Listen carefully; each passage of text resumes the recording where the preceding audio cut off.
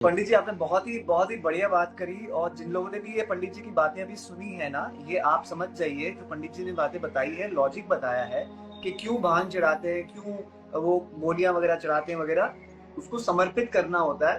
Problem ये है ना कि हमारे हिंदुस्तान में ना लोगों ने जो हमारा इतना अच्छा रिलीजन है ना, जो भी रिलीजन है उसका एक अलग ही वर्जन बना दिया है अपनी अंडरस्टैंडिंग के लिए और अपनी कन्वीनियंस के लिए। उसके अलग ही इंटरप्रिटेशन बना के हम अपना अलग ही कुछ तो कर रहे हैं। उसके पीछे का लॉजिक हम कोई सोचना ही नहीं चाहते कि भाई ऐसा क्यों कर रहे हैं, उसके पीछे क्या महत्व है, उसका क्या सिग्निफिकेंस है ना। और हम हमेशा शिव जी को नशे से हम हमेशा जोड़ते हैं, लेकिन उसके पीछे एक रीजन है जो कि पंडित जी ने बताया। मुझे भी नहीं बात पता थी पंडित जी, सच में कह रहा हूँ।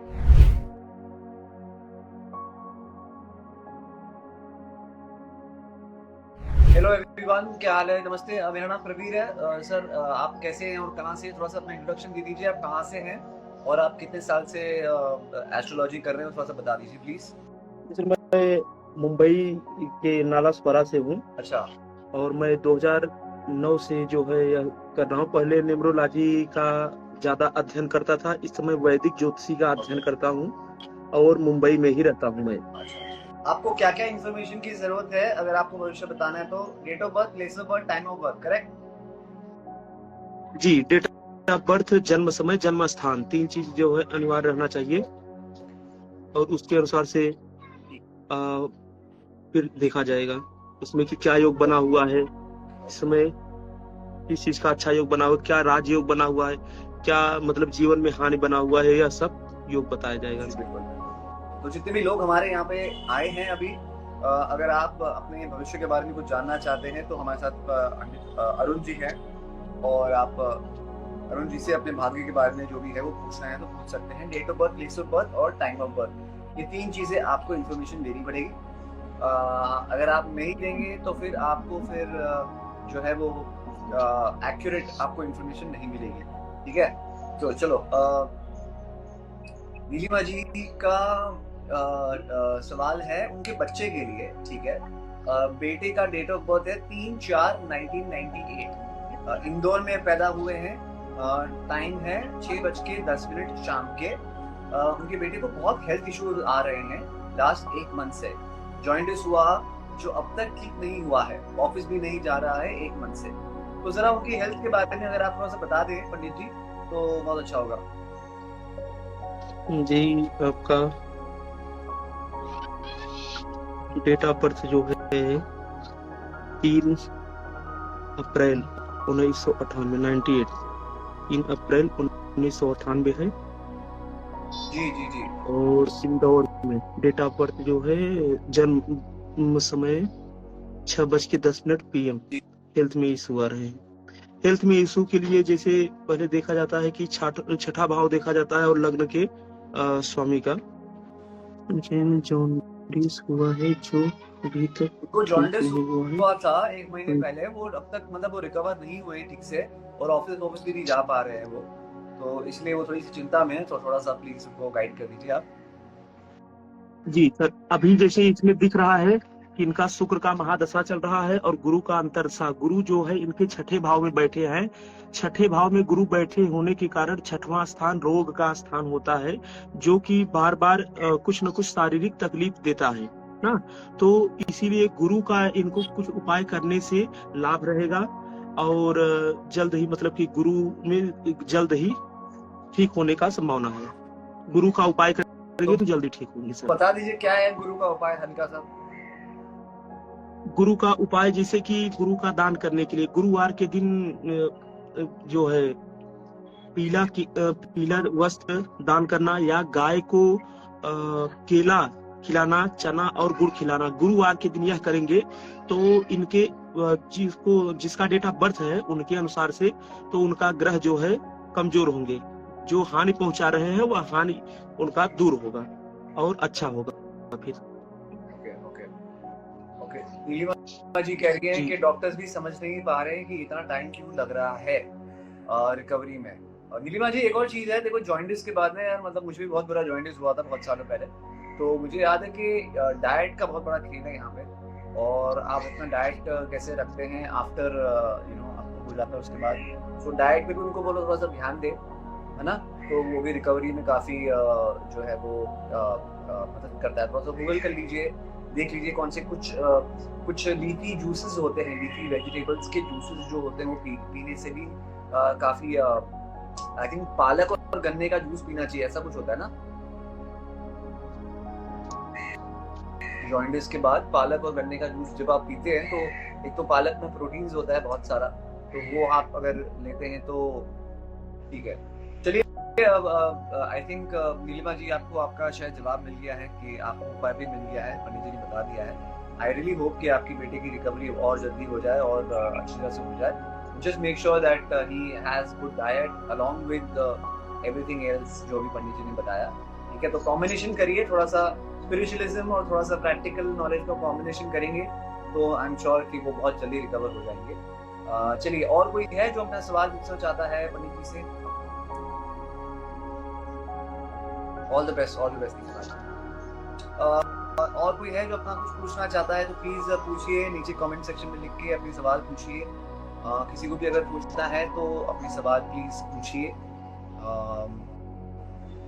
अपना date of birth, place of birth और टाइम ऑफ बर्थ, ये 3 चीजें आप लिख दीजिए और आपका जो भी सवाल है वो आप पूछ सकते हैं पंडित जी से।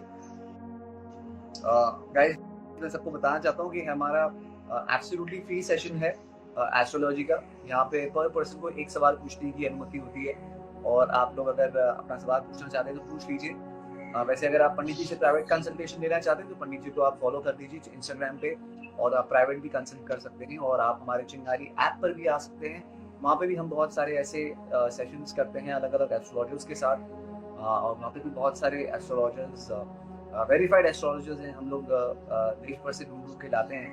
तो आप लोग के लिए तो आप प्लीज उसका भरपूर फायदा उठाइए। ये वाला जो सेशन है ये एकदम फ्री सेशन है। यहाँ पे आपको अपने भविष्य के बारे में कुछ भी जानना है तो आप अपना सवाल आराम से पूछ सकते हैं। गाइस प्लीज अपना सवाल पूछिए, किसी को भी अपने भविष्य के बारे में पूछना है प्लीज पूछिए आप लोग। चलिए पंडित जी, जब तक कोई पूछ लेता है तब तक मैं आपको एक सवाल सबके बिहाफ पे पूछना चाहता हूँ। जैसे कि अभी श्रावण महीने की शुरुआत हो गई है, तो श्रावण महीने में क्या क्या चीजें हमको करनी चाहिए जिससे हमारी जिंदगी अच्छी तरह से हम बसर कर सकें, और श्रावण महीने का लाभ अच्छी तरह से उठाने के लिए क्या क्या हमें चीजें, क्या क्या उपाय, क्या क्या चीजें हमको करनी चाहिए, थोड़ा सा उसके बारे में बता दीजिए अगर आप बता सकते हैं। जी सर, सावन महीने में जो है शिववास हर दिन रहता है। जैसे श्रावण महीना रहता है तो हर एक दिन शिव और पार्वती जी का स्थान जो है पृथ्वी लोक पर रहता है। इसीलिए इस महीने में किसी भी दिन रुद्राभिषेक करा सकते हैं, और शिव जी को जल चढ़ाने से सीधा शिव जी को ही प्राप्त होता है, जैसे कि पुण्य अधिक प्राप्त होता है, पुण्य प्राप्त होता है। और बेल पत्र चढ़ाने से कई जन्मों का जो है फल जो है, पाप जो है नष्ट हो जाता है, पाप जो है नष्ट हो जाता है। जैसे कि बोला गया त्रिदलम त्रिगुणाकारम त्रिनेत्रम त्रिधारितम त्रिजन्म पाप संहारम बिल्व पत्रम शिवार्पणम। यह 3 जन्मों का पाप जैसे रहेगा तो भी केवल बेल पत्र चढ़ाने से वह समाप्त हो जाता है। और या तो शिव जी का जो भस्म होता है दिन भर में कभी ना कभी लगाने से, केवल भस्म लगाने से शिव लोक को प्राप्ति होता है। सावन महीने का जो है बहुत अच्छा ही दिन है, पावन दिन है। इस दिन किसी भी दिन आप भगवान का ध्यान और भजन कर सकते हैं। और श्रावण महीने का एक यह भी है कि अपने अवगुणों को समर्पित करना शिव जी को। तो इसीलिए हम लोग शिव जी को भांग चढ़ाते हैं और धतूर चढ़ाते हैं। जैसे जहर संबंधित शिव जी जहर को पी लिए थे, कंठ में अपने ले लिए थे, उसी प्रकार से हम अपने अवगुणों को शिव जी को समर्पित करें कि अब यह आपको समर्पित कर रहा हूं और अब से मैं इस अवगुण को ग्रहण नहीं करूंगा, ऐसा मुझे शक्ति दे, ऐसा मुझे वरदान दीजिए। ऐसा बोल करके हम उनको भांग धतूर या जो भी नशा वाला चीज होता है उनको अर्पित किया जाता है, ना कि उनका प्रसाद चढ़ा करके उनको ग्रहण किया जाता है। ग्रहण नहीं करना चाहिए, उनको चढ़ाना चाहिए।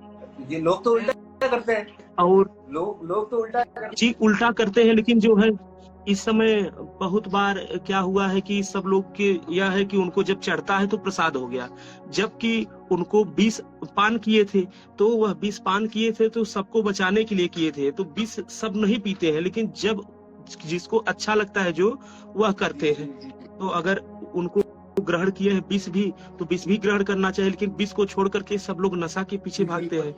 नशा नहीं करना चाहिए, केवल उनको नशा का मतलब कि मैं आपको अर्पित कर रहा हूँ, आप मेरे नशे को छुड़ा करके ऐसा आशीर्वाद दीजिए कि मैं एकदम सात्विक रहूं, इसलिए चढ़ाया जाता है। पंडित जी आपने बहुत ही बढ़िया बात करी, और जिन लोगों ने भी ये पंडित जी की बातें अभी सुनी है ना, ये आप समझ जाइए जो पंडित जी ने बातें बताई है, लॉजिक बताया है कि क्यों भांग चढ़ाते हैं, क्यों वो मोलियां वगैरह चढ़ाते हैं वगैरह, उसको समर्पित करना होता है।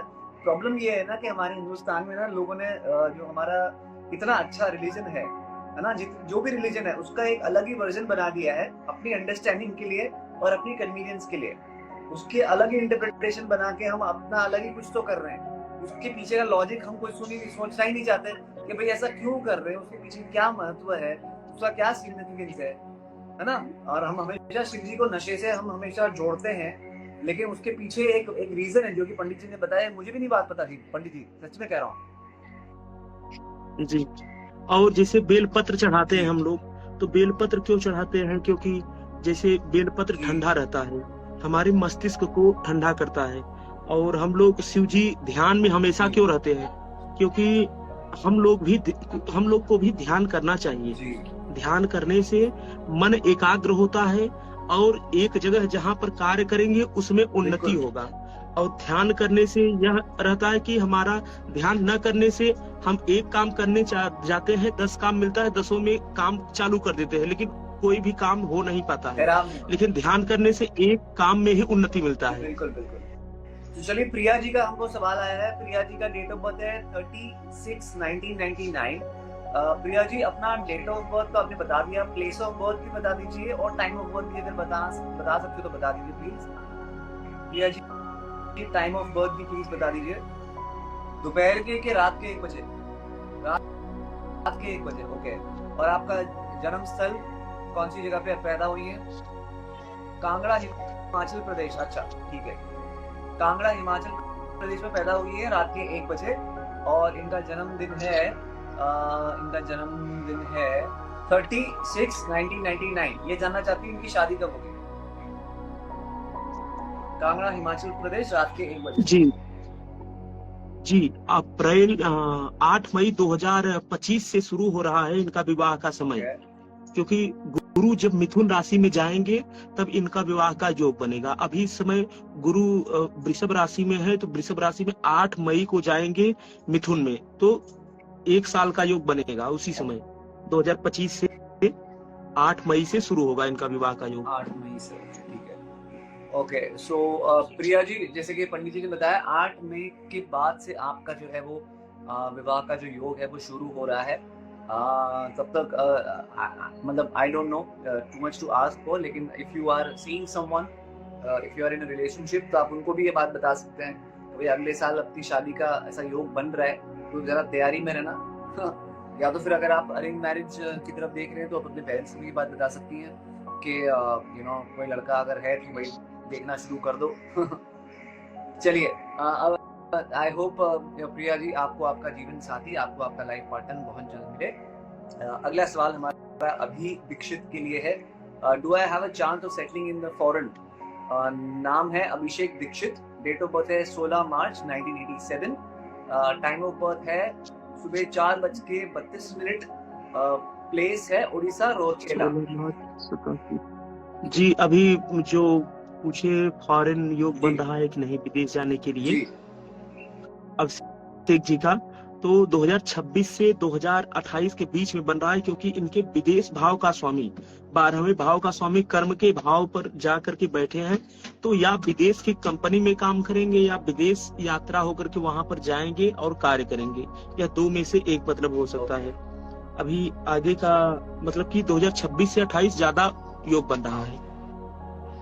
ठीक है, और पीछे भी जैसे कि बन रहा है, पीछे भी अगर योग बना हो तो देखना है, लेकिन आगे का 26 और 28 के बीच में बहुत अच्छा योग बन रहा है। ओके, तो अभी दीक्षित आपका 2026 से लेके 2028 का जो टाइम है, ये आपका एकदम प्राइम टाइम है, एकदम पीक टाइम है। इस टाइम पे अभी से आप तैयारी कर लीजिए, ताकि आप you have like a year and a half to work towards that. Which is I think a great time and I think make sense के तुरंत तो कुछ नहीं होता, लेकिन आप कोशिश करते रहिए। Which baby I will get boy और अ गर्ल एज पर, अरे नहीं यार ये मत जानो यार प्लीज, ये मत जानो, ये मैं पंडित जी को अलाउ भी नहीं करूंगा बताने के लिए भाई। बच्चा भगवान की देन होता है भाई, और ये जानना gender of the kid is not a very fair thing. I will not allow this, sorry भाई। You know, just be happy that you are blessed with a kid, boy और अ गर्ल, जो भी है उसको equal प्यार देना भाई, ठीक है। क्या आप जान के पहले क्या कर लोगे, ज्यादा प्यार दोगे या कम प्यार दोगे, जो भी होगा आपके लिए भगवान का प्रसाद है भाई, भगवान की देन है, हर किसी को औलाद नसीब नहीं होती, याद रखना भाई। तो मैं तो कभी भी इस चीज को एनकरेज नहीं करूंगा।